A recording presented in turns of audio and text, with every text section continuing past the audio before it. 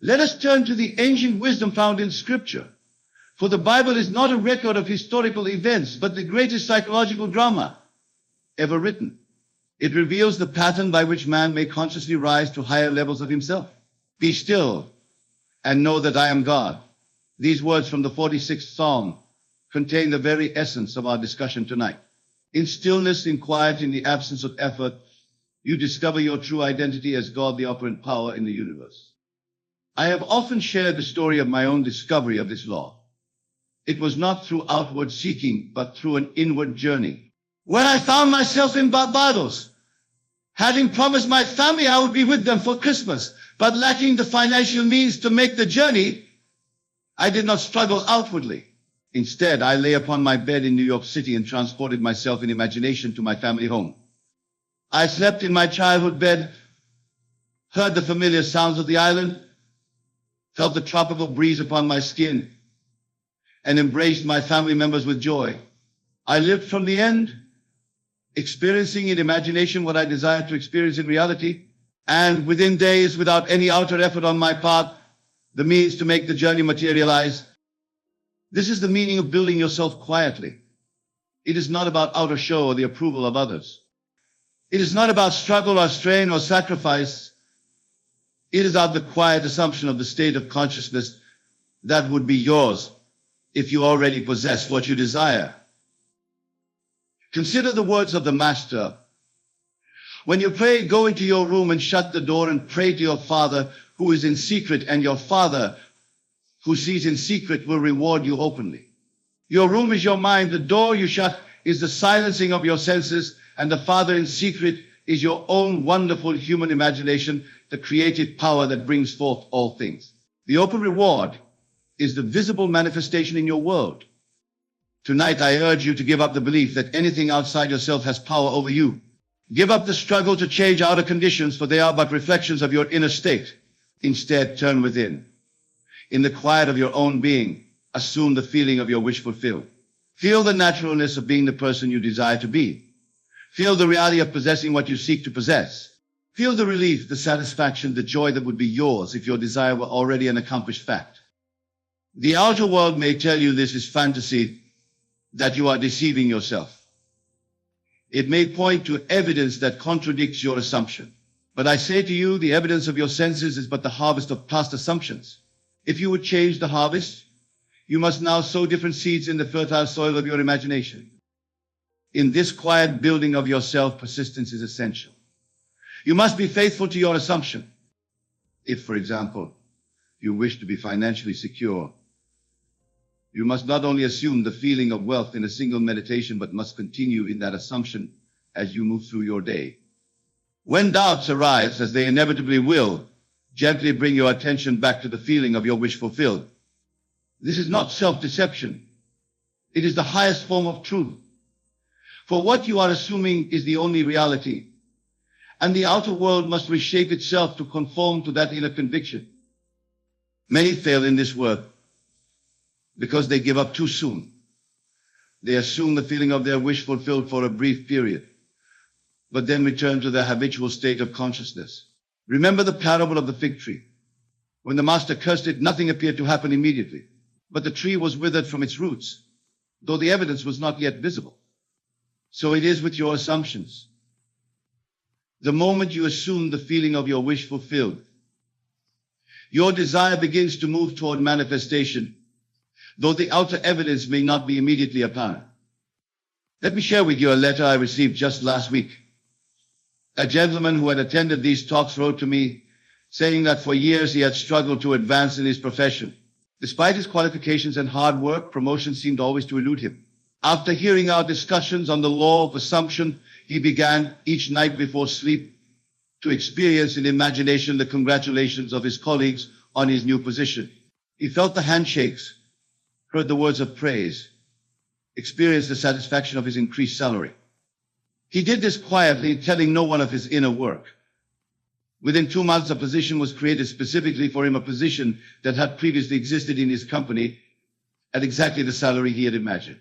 He built himself quietly, and the outer world reshaped itself to match his inner assumption. This is the pattern. First, clarify your desire. Second, construct a scene which would imply the fulfillment of that desire. Third, immerse yourself in that scene until it takes on the tones of reality. Fourth, from that state of fulfilled desire, open your eyes to the outer world. And fifth, remain faithful to your new assumption regardless of contrary evidence. This is how you build yourself quietly. Now let us delve deeper into the nature of consciousness, for this is the material with which you build. Your consciousness is the only reality. All that you perceive outside yourself is but a manifestation of states within yourself. The people, circumstances, and events of your life are drawn to you by the magnetic power of your dominant assumptions. As within, so without. This is the great law. Many of you have been taught that your consciousness is limited, that you are merely human, separate from the divine creative power. But I tell you that your own wonderful human imagination is God in action. I and my Father are one, said the Master, and this is true of every man. The creative power that you attribute to a God outside yourself is your own imagination. And the world around you is nothing more than your own consciousness made visible. When you truly grasp this, you will understand why building yourself quietly is so powerful. For if all is consciousness, then by changing your consciousness, by assuming a new state, you literally become a new being. And that new being must express itself in your world. But how do you effectively change your consciousness? Through the controlled use of imagination while in a state akin to sleep. This state is quiet, receptive state where the senses are diminished and attention is focused inward, is where all creation begins. In this state, imaginal acts have a transformative power that they lack when you are fully awake and attentive to the outer world. Let me give you a simple technique to practice. Tonight, as you lie in bed preparing for sleep, clarify in your mind what you wish to be. Perhaps you desire to be confident, healthy, wealthy, or loved. Whatever it may be, formulate a scene that would imply this state has been realized. If health is your desire, imagine a friend congratulating you on your vibrant appearance. If prosperity is your aim, feel the satisfaction of seeing a bank statement with the figures that would delight you. Then, with your eyes closed, enact this scene. See it clearly, hear the sounds that would accompany it. Feel the emotions that would be yours in the fulfilled state. Do this until the imaginal scene takes on the feeling of reality. Then, still immersed in this feeling, drift off to sleep. In this way, you are building yourself quietly, impressing upon your subconscious mind the new concept of self. The subconscious does not argue or question. It simply accepts what you present to it in feeling, and then proceeds to express that state. This is why feeling is the secret. It is not enough to intellectually affirm your desire or to visualize it without emotion. You must feel the reality of the state desired. Feeling is the prayer, and prayer is answered when the feeling is absorbed by the subconscious. As you continue this practice night after night, you will notice subtle changes in your daytime experience. Opportunities that align with your desire will begin to present themselves. People who can assist you will be drawn into your life. Circumstances will arrange themselves to facilitate the expression of your new state of being. All of this will happen without your conscious effort or planning. This is the law in action. Remember, you are not creating something new. You are simply selecting and expressing a state that already exists within the infinite variety of states that comprise your complete self. In the realm of consciousness, all possible states of being exist now. When you assume a state in imagination, you are not creating it. You are occupying it. And by occupying it, you make it your own. This understanding frees you from the anxious striving that characterizes so much of human existence. You need not worry about how your desire will be fulfilled. The law itself contains the means of fulfillment. Your only responsibility is to assume the feeling of the wish fulfilled and to persist in that assumption. The how is not your concern. Think of the acorn. Within it lies all the potential of the mighty oak. Yet the acorn does not worry about how it will become an oak. It simply rests in the soil, allowing the law of growth to operate through it. So it is with your desires. Plant them as seeds in the fertile soil of your consciousness. Water them with the feeling of reality. and they must grow into manifestation. This is law. I am often asked, but what are the desires of others? What if my desire conflicts with another's? The answer is simple. There is no competition in consciousness. What you desire for yourself, desire for others. See their fulfillment and happiness just as clearly as you see your own. In the realm of consciousness, there is infinite abundance. Your good does not come at the expense of another's, but adds to the expression of good in the world. This relates to another aspect of building yourself quietly, the importance of silence regarding your inner work. The Master advised, let not thy left hand know what thy right hand doeth. There is wisdom in this counsel. When you speak prematurely of your intentions, or share your technique with those who do not understand the law, you often dissipate the energy of your assumption. The unbelief or skepticism of others can weaken your faith if you are not yet firmly established in your new concept of self. Furthermore, the very act of talking about what you are doing shifts your attention from the feeling of the wish fulfilled to the process of achieving it. And since attention is the tool with which you impress the subconscious, this shifting can delay the manifestation of your desire. So build yourself quietly. Keep your own counsel. Let your results speak for you. When others notice the changes in your life and ask how you accomplished them, then you may share this law, but even then speak only to those who have ears to hear. Let me share with you another letter, this one from a woman who had struggled with chronic illness for over a decade. After learning of the law of assumption, she began each night to experience herself as vibrantly healthy. She felt the energy flowing through her body, imagined herself engaging in activities that had long been impossible for her, and gave thanks for her perfect health. She told no one of this practice, not even her husband. Within 3 months, her condition had improved so dramatically that her physicians were astounded. Tests that had previously confirmed her illness now showed no trace of it. She had built herself quietly, and her body conformed to her new self-concept. This is not isolated or exceptional. It is the normal operation of law. What you believe, what you truly accept as real in the depths of your being, must objectify itself in your experience. According to your faith, be it done unto you is not a religious platitude, but a statement of psychological law. Now, some of you may be thinking that this sounds too simple, that something so powerful cannot be so easily accessible. But I ask you, must a thing be difficult to be true? The operation of this law is simple, though the discipline required to apply it consistently may challenge you. The challenge lies not in the technique itself, but in your willingness to persist despite appearances. For when you begin this practice, the evidence of your senses will contradict your assumption. Everything in your outer world will proclaim that your imaginal act is but fantasy. This is the testing point. Will you be faithful to the unseen reality of your assumption, or will you bow down to the evidence of your senses?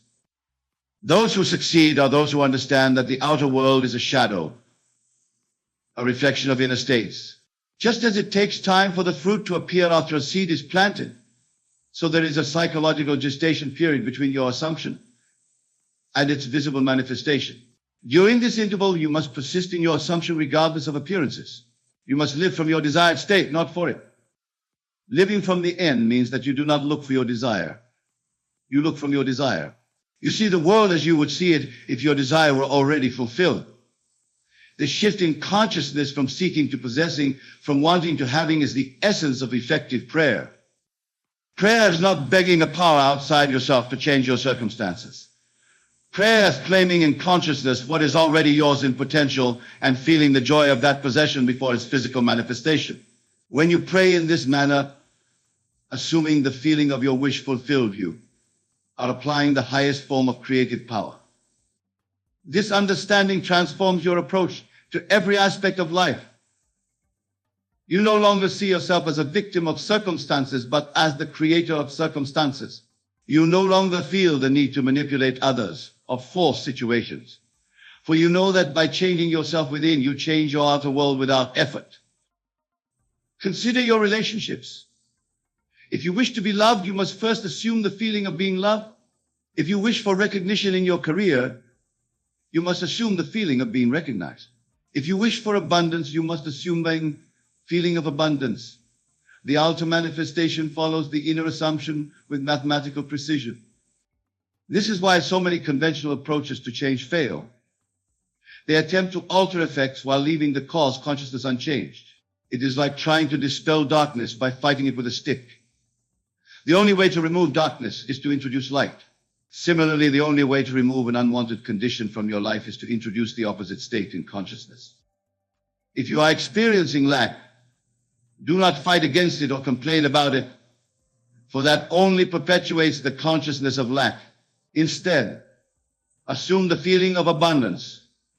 If you are experiencing illness, do not focus on the symptoms, for that intensifies the state of illness. Instead, assume the feeling of perfect health. If you are experiencing conflict in a relationship, do not analyze the conflict or blame the other person, for that solidifies the state of conflict. Instead, assume the feeling of harmonious relationship. The technique is always the same. Identify the state you wish to occupy. Construct a scene that implies you already occupy. Immerse yourself in that scene until it feels real. And then, from that state, view the world. The degree of your success will be determined by the degree to which you can make your imaginal act feel natural. For imagination creates reality, but only when what you imagine is felt as real. And feeling is the result of self-persuasion.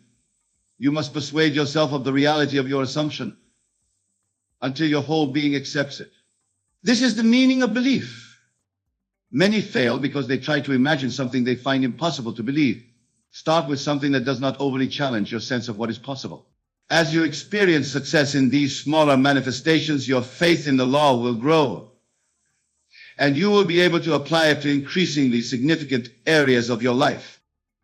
But whether your desire seems small or great in the eyes of the world matters not at all.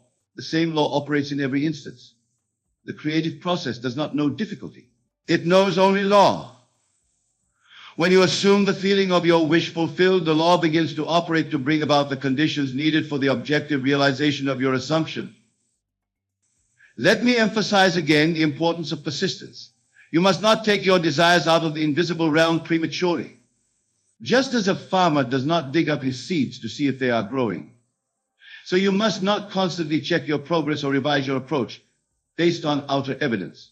The seed has been planted in consciousness. Your task now is to water it with continued assumption until it breaks through into visible manifestation. One of the most common reasons for failure is the tendency to switch back and forth between the new state and the old. Each time you return to the old state, you undo some of the work accomplished in assuming the new.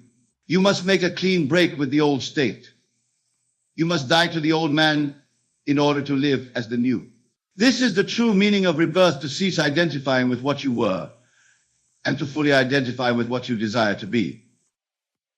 I am sometimes asked about the nature of desire itself. If consciousness is the only reality, and if all states already exist within consciousness, then where do our desires come from? The answer is that desire is God's word knocking at the door of your attention. When you feel a genuine desire, it is evidence that the fulfillment of that desire exists now in the invisible realm and is seeking expression through you. So do not feel guilty about your desires or judge them by conventional standards of morality. All states are inherently divine, for they are all within consciousness, which is God. The only relevant question is, what state do you wish to occupy? Once you have made your choice, the means of fulfillment will flow naturally from your assumption of the state. This is why building yourself quietly is so powerful. In the silence of your own mind, free from the judgments and opinions of others, you can select the state that represents your heart's desire and occupy it through the controlled use of your imagination. And since imagination is the creative power, what you imagine with feeling must objectify itself in your world. Let me address another question that often arises: what of effort? What of action? There is a common misconception that this teaching encourages passivity. Nothing could be further from the truth. Action is an essential part of the expression of a state. But it must be the right kind of action that flows naturally from your new state of consciousness. When you have successfully assumed the feeling of your wish fulfilled, you will find yourself compelled from within to take certain actions. These actions will not be the strained efforts of someone trying to achieve a goal. They will be the natural behaviors of someone who already has achieved it. And these inspired actions lead effortlessly to the objective realization of your desire.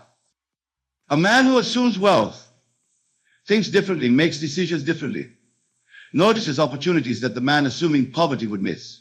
A woman who assumes health moves differently, eats differently, responds to her body differently than the woman assuming illness. The actions flow from the state, not the other way around. So yes, you will act, but your actions will be determined by the state of consciousness from which they spring. First the assumption, then the actions appropriate to that assumption, then the outer manifestation. This is the sequence of creation. Let me share one more letter, this one from a man who had been seeking a very specific home for his family. For 2 years he had searched without success for a house that met all his criteria and was within his price range. After learning of the law of assumption, he began to experience in imagination the feeling of living in his ideal home. He imagined moving through the rooms, entertaining friends in the space, watching his children play in the yard. He did this each night as he fell asleep. Within weeks, a realtor called him about a property that had just come on the market, a property that matched his specifications precisely. What's more, the asking price was slightly below what he had budgeted. Upon inquiry, he discovered that the owner was someone he had met briefly at a social gathering months before. The transaction proceeded smoothly, and he is now living in the home he had so clearly imagined. Did this man find his ideal home because of luck or coincidence? By no means. He found it because he had assumed the state of already living there, and the law operated to bring the outer circumstances into alignment with his inner assumption. He built himself quietly, and his world reshaped itself accordingly. I tell you these stories not to impress you, but to impress upon you the reliability of the law. It works for all who apply it correctly, regardless of their background, education, or circumstances. It is no respecter of persons. The only variable is your ability to assume and maintain the feeling of your wish fulfilled. As we draw near to the conclusion of tonight's discussion, I urge you to test this law in your own experience. Do not take my word for it. Apply the principle I have outlined and judge by results. Start with something that matters to you, but does not evoke anxiety or doubt when you contemplate its fulfillment. As you gain confidence in the process, you can apply it to more significant areas of your life. Remember always that your consciousness is the one and only reality. Every state exists now in the depths of your being. When you assume a state, you are not creating it. You are selecting it from the infinite variety of states that constitute your complete self.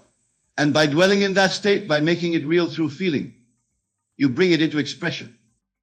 This is the meaning of the scriptural promise. All things whatsoever ye pray and ask for, believe that ye have received them, and ye shall have them. To believe you have received your desires, to assume the feeling of its fulfillment before its visible manifestation. This is the secret of effective prayer. Let me give you a technique to practice as you leave here tonight.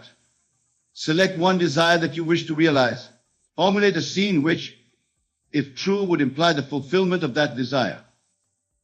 Perhaps it is a conversation with a friend in which they congratulate you on your good fortune. Perhaps it is the sight of a document that would confirm your achievement. Whatever it may be, make it as specific and as natural as possible.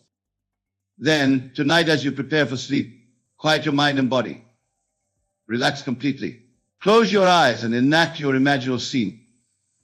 See it clearly, hear the sounds associated with it, feel the emotions that would be yours if it were actually happening. Do this until your scene takes on the feeling of reality. Then, with the feeling of fulfillment still present, drift off to sleep.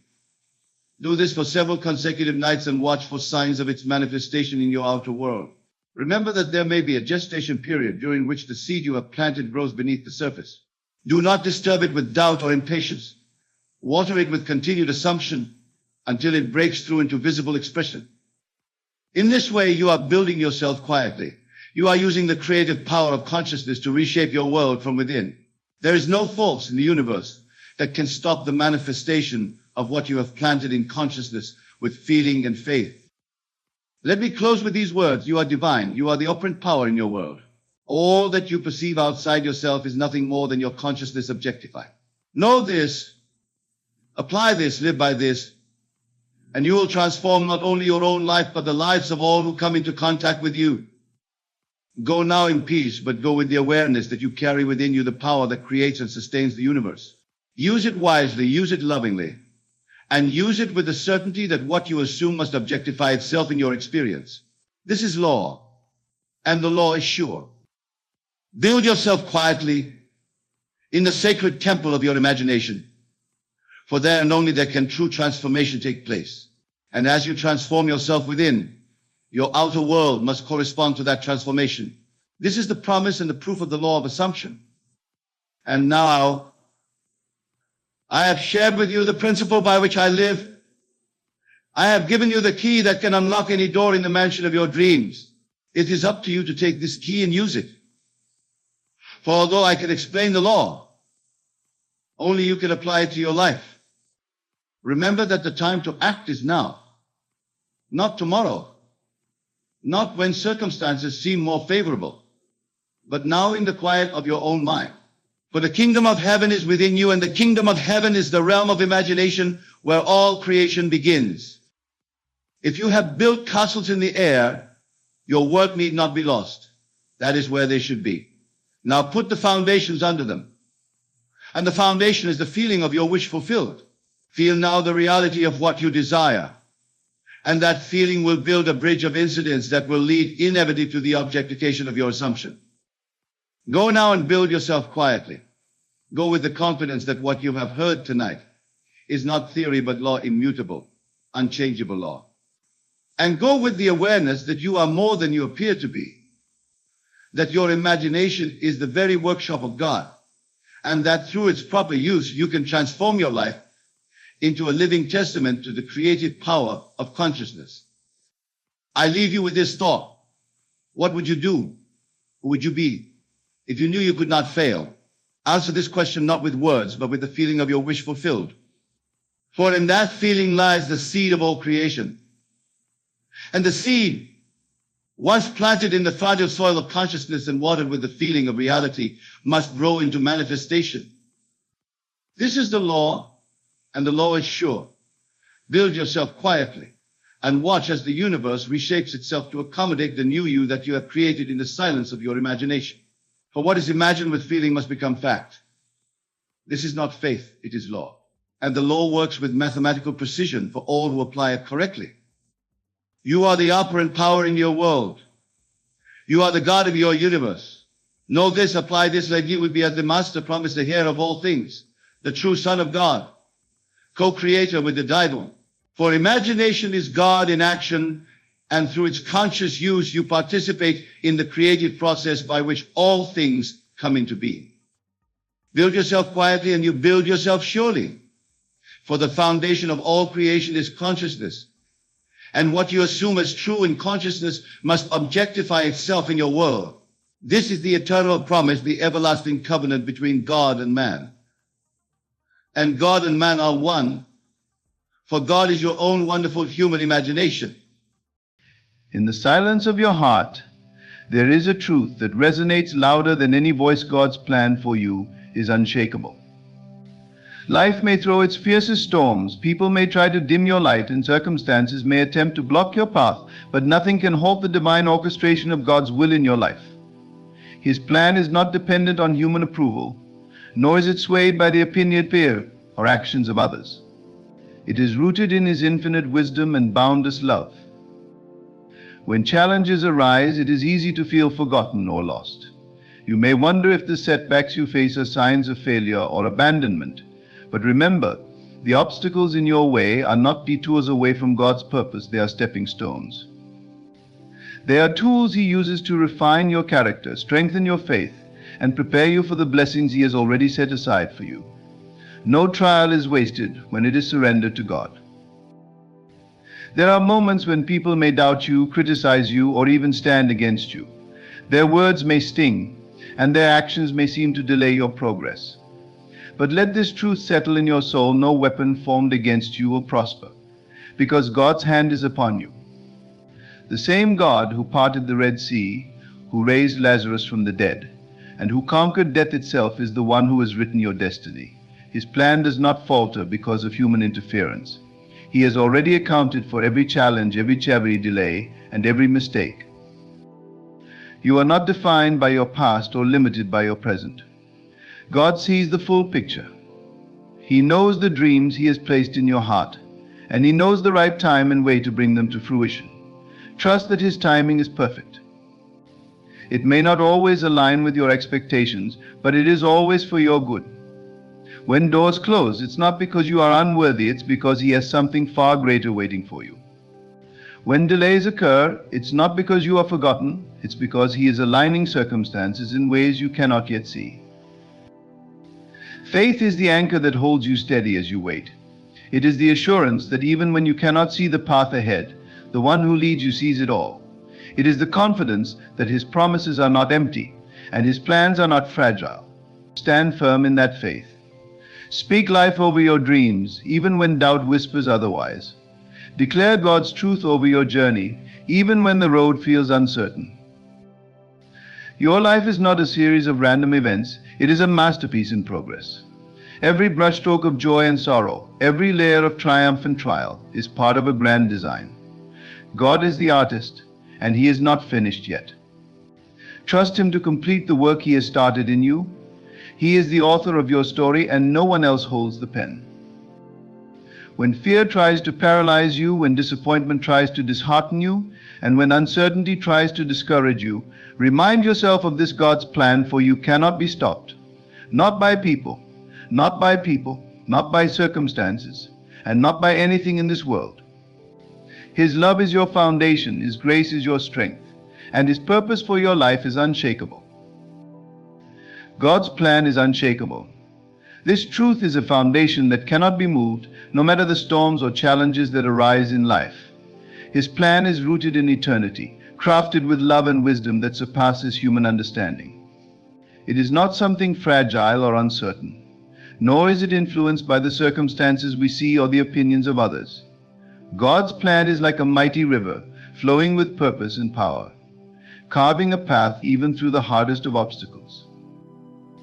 The world often presents us with a narrative that we must be in control of every detail of our lives, that our destiny depends solely on our efforts, or that unforeseen circumstances can derail our purpose.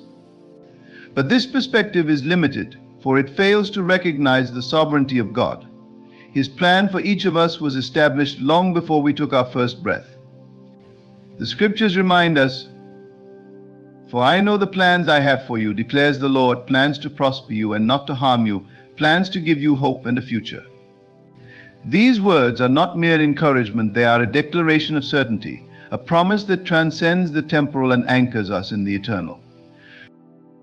There may be moments in life when it feels like everything is falling apart, as if the dreams we've cherished are slipping through our fingers.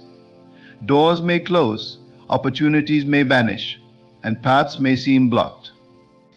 It's in these moments that the strength of God's plan becomes evident. What appears to be a setback is often a setup for something greater. The delays and detours we face are not the end of the story, but chapters in the unfolding masterpiece of our lives. God's plan is not contingent on the conditions of the world or the cooperation of others. He moves beyond human limitations, working all things together for the good of those who love Him. Doubt may whisper that you are unworthy, that you've made too many mistakes, or that your time has passed. But God's plan is not dependent on your perfection. His grace covers your imperfections, and His power is made perfect in your weakness. The Bible is filled with examples of ordinary people who, despite their flaws and failures, were used mightily by God. Moses doubted his ability to lead. David stumbled into sin, and Peter denied Christ. Yet their destinies were fulfilled because God's plan for their lives was unshakable. He doesn't call the perfect, He perfects the called. This unshakable plan is not just for the grand moments of life, but also for the quiet, everyday steps of faith. It is active in the big decisions and the small choices, in the victories and the struggles. Trusting in His plan means releasing the need to control, and instead embracing the assurance that He is in control. It is living with the confidence that no matter what happens, His purpose for your life will prevail. God's plan is not just a hope for tomorrow, it is a reality unfolding today. Nothing in heaven or on earth can stop it. Obstacles are often seen as barriers, as reasons to doubt or give up, but through the lens of faith, they become stepping stones. Every challenge, every difficulty, and every moment of resistance is an opportunity for growth and transformation. They are not meant to deter us, but to strengthen us, to refine our character, and to prepare us for the next stage of our journey. God allows these moments not as punishments, but as purposeful parts of His divine plan, shaping us into who we are meant to be. When we encounter obstacles, it is natural to feel frustrated or disheartened. We might question why things aren't going according to our expectations, or why we seem to face resistance at every turn. However, it is in these very moments that God's greater purpose is at work. Challenges teach us perseverance, deepen our faith, and remind us to rely not on our own strength, but on His. The story of Joseph in the Bible is a perfect example. Betrayed by his own brothers, sold into slavery, and wrongfully imprisoned, Joseph faced trial after trial. Yet every obstacle he encountered was a step closer to the fulfillment of God's promise. What others intended for harm, God used for good, positioning Joseph to save a nation. Obstacles also reveal our hidden strengths and abilities. Often it is only when we are pushed to our limits that we discover the depth of our resilience and the power of our faith. Challenges force us to step out of our comfort zones, to confront our fears, and to grow in ways we never thought possible. They remind us that we are not walking alone, that God is with us, guiding us through every trial. When David faced Goliath, it wasn't just a battle between a shepherd and a giant, it was a moment of preparation for the leadership and victories that lay ahead. The obstacles in David's life were stepping stones, building his courage, trust in God, and readiness to fulfill his destiny. It's also important to recognize that obstacles often redirect us to something better. What may feel like a failure or a closed door is often God's way of steering us toward a greater opportunity. We may not understand it at the time, but hindsight reveals how the challenges we faced were necessary steps on the path to our calling. Think of the Israelites wandering in the wilderness. What seemed like a delay was God's way of preparing them to enter the promised land. Without the lessons learned in the wilderness, they would not have been ready to claim their inheritance. Obstacles demand trust. They require us to believe that God's plan is greater than our understanding, and that every step, even the difficult ones, is part of His purpose. They remind us to lean into His strength, to keep moving forward even when the way seems unclear. The very challenges that seem to block our path are often the tools God uses to shape us, elevate us, and propel us toward His perfect plan. Human interference cannot alter God's divine will. This truth is both reassuring and empowering because it reminds us that no person, no decision, and no opposition can derail the plans that God has set in motion. His authority is absolute, and His purposes are immovable. While people may attempt to hinder, delay, or even work against you, their actions are never outside the bounds of God's sovereignty. What God has ordained for your life will come to pass, regardless of human attempts to disrupt it. People may try to discourage you, diminish your confidence, or convince you that you are unworthy of what God has in store.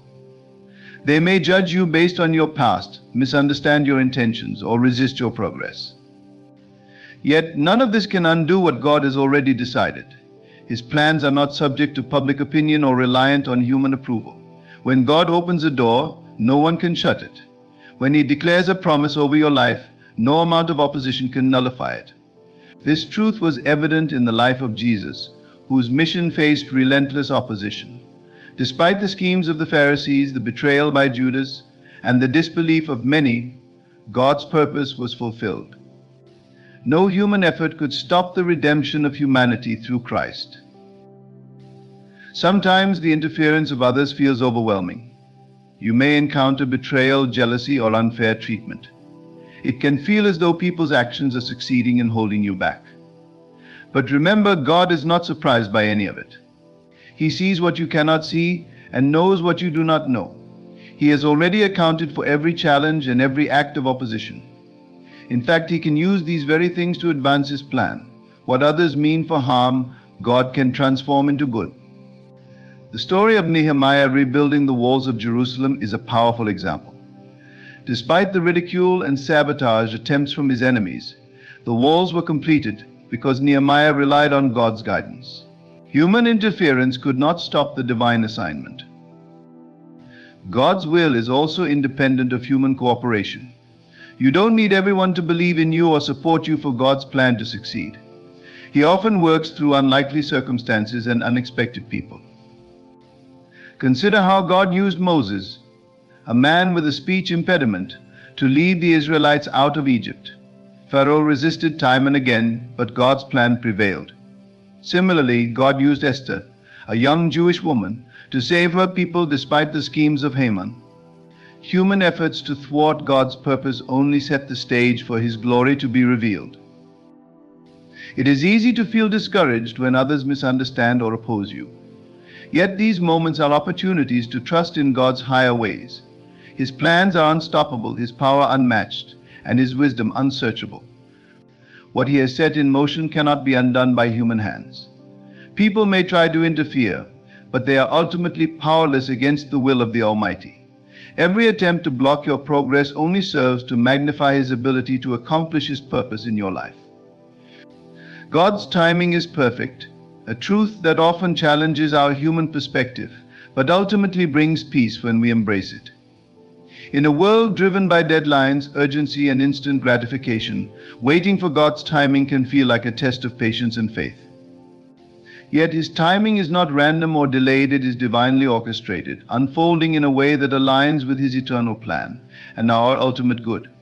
Every moment, every event, and every season is precisely positioned in the timeline of our lives to fulfill His purpose. When we look at life through our limited lens, we often desire things immediately.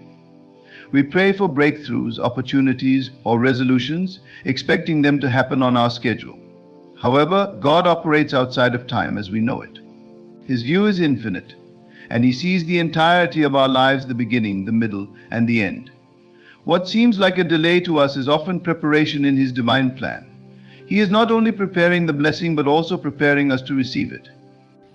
Just as a seed must undergo time in the soil before it can grow into a flourishing plant, there are seasons of waiting that are necessary for our growth and readiness.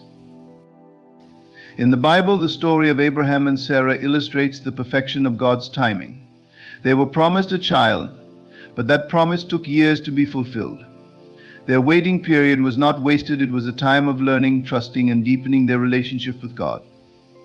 When Isaac was finally born, it was evident that his arrival was not just about fulfilling a promise, but about showcasing God's faithfulness and sovereignty. Had the promise come immediately, the magnitude of God's work in their lives might have been overlooked. The waiting made the fulfillment even more powerful. God's timing is also protective. There are moments when we feel ready for something, but God, in His wisdom, knows we are not. He may withhold an opportunity, not as a denial, but as a safeguard. If we rush ahead of His plan, we may encounter challenges we are unprepared to face or misuse blessings that we are not yet equipped to handle. His timing ensures that we receive His gifts when they will be most impactful and beneficial, both for us and for those around us.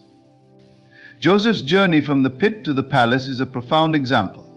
Though his dreams of leadership were real, he had to endure years of trials before stepping into his role. Each delay was part of God's perfect preparation. Trusting God's timing requires surrender. It means letting go of our desire to control and embracing the assurance that He is in control. It is an act of faith to believe that His delays are not denials and that His pace is purposeful. During the waiting seasons, we are called to remain faithful, to keep seeking Him, and to trust that He is working behind the scenes. His timing is never late, and it is always worth the wait. What He has planned for us will come to pass at exactly the right moment. Faith is the foundation of our trust in God's plan. It is the unwavering belief that even when we cannot see the path ahead, God is leading us exactly where we need to go. Faith goes beyond mere optimism or hope. It is the certainty that God is who He says He is and will do what He has promised. This kind of trust is not dependent on circumstances, but is anchored in God's unchanging nature. Faith is what enables us to walk forward, even in uncertainty, because we know that His plan is perfect. Faith often requires stepping into the unknown. It means choosing to believe in God's promises when the evidence around us seems to suggest otherwise. Abraham demonstrated this kind of faith when God called him to leave his homeland and go to a place he did not know. Abraham didn't have a map or a timeline, but he trusted in God's word and obeyed. His faith became the cornerstone of his relationship with God and the fulfillment of the covenant that would bless generations to come. Faith, then, is not about having all the answers, but about trusting the one who does. Life is filled with moments that test our faith. There are times when the way forward seems blocked, when prayers seem unanswered, and when the weight of challenges feels unbearable. In these moments, it is tempting to question God's plan or to rely on our own understanding. Yet faith calls us to surrender our doubts and trust in God's greater perspective. The story of Peter walking on water is a vivid example. When Peter focused on Jesus, he was able to do the impossible. But the moment he let fear and doubt take over, he began to sink. Faith keeps us anchored, even in the storm, reminding us that God is in control. Faith is not passive, it requires action. It is not simply believing in God's promises, but living as though they are already fulfilled. When we act in faith, we align ourselves with God's will and demonstrate our trust in His timing and provision.